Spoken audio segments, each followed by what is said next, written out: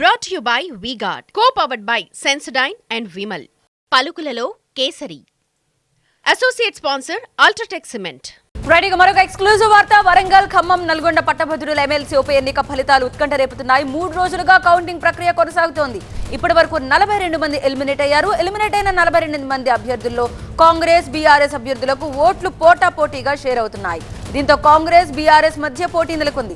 ఆ పార్టీల తరపున బరిలోకి దిగిన అభ్యర్థులు కౌంటింగ్ ప్రక్రియను క్షుణ్ణంగా పరిశీలిస్తున్నారు. ఫలితాల కోసం ఆశగా ఎదురు చూస్తున్నారు వారు. ఈ రోజు రాత్రి వరకు విజేత ఎవరో తేలిపోనుంది. మా ప్రతినిధి రేవణ్ మరింత సమాచారం అందించడానికి సిద్ధంగా ఉన్నారు పూర్తి డీటెయిల్స్ తో. రైట్ రేవణ్, ఏ సమయానికన్నా మనకి ఎగ్జాక్ట్ రిజల్ట్స్ రావచ్చు? గత 3 రోజులుగా కొనసాగుతున్నటువంటి వరంగల్, ఖమ్మం, నల్గొండ పట్టభద్రుల ఎమ్మెల్సీ కౌంటింగ్ అయితే ఇంకా కొనసాగుతుంది. ఫలితంపై ఉత్కంఠ కొనసాగుతున్నటువంటి పరిస్థితి. మొదటి ప్రాధాన్యత ఓటులో ఎవరికి కూడా మ్యాజిక్ ఫిగర్ని చేరుకోకపోవడంతో రెండో ప్రాధాన్యత ఓట్లను అయితే లెక్కిస్తున్నారు. ఇప్పుడు ఆ ఎలిమినేషన్ ప్రక్రియలో భాగంగా దాదాపు 49 మంది అభ్యర్థులను ఎలిమినేట్ చేశారు.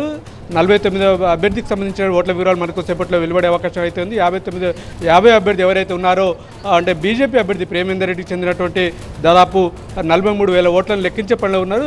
ఎవరైతే 58వ స్థానంలో ఉన్నటువంటి స్వతంత్ర అభ్యర్థి అశోక్ గౌడ్కు సంబంధించిన 29,000 ఓట్ల లెక్కింపు అయితే జరిగింది. దీనికి సంబంధించి కూడా మనకు అందుతున్న సమాచారం ప్రకారం ఇటు బీఆర్ఎస్, కాంగ్రెస్ల మధ్య పోటాపోటీగా ఓటు షేర్ అయినట్టుగా తెలుస్తుంది. ప్రస్తుతం మనకి ఇప్పుడున్న సమాచారం ప్రకారం కాంగ్రెస్ అభ్యర్థి తీర్మాన్ మల్లన్ అయితే ఆధిక్యంలో కొనసాగుతున్నటువంటి పరిస్థితి. మొదటి ప్రాధాన్యత ఓట్లో ఏదైతే ట్రెండ్ ఏదైతే లీడ్ కొనసాగుతుందో ఈ రెండో ప్రాధాన్యత ఓట్లో కూడా మల్లన్న తన ఆధిక్యాన్ని అయితే ప్రదర్శిస్తున్నటువంటి పరిస్థితి. ముఖ్యంగా ఇప్పుడు ఏదైతే 50వ స్థానంలో ఉన్నటువంటి బీజేపీ అభ్యర్థి ప్రేమేందర్ రెడ్డి అంటే ఓట్లను 43,000 ఓట్లను లెక్కిస్తున్నారు. ఆ లెక్క ఈ ఓట్ల ఫలితం అంటే ఈ ఓట్ల లెక్కింపు ద్వారా రెండో ప్రాధాన్యత ఓటు ఎవరికి అధికంగా పడితే వారే విజేతగా చేరే అవకాశం ఉంటుంది. కానీ ఇప్పటివరకు మనకు అందుతున్న సమాచారం ప్రకారం ఏదైతే మ్యాజిక్ ఫిగర్ ఉందో 1,55,095 ఓట్లు ఏ అభ్యర్థి కూడా చేరుకునే అవకాశం లేదని అధికారులు చెప్తున్నారు.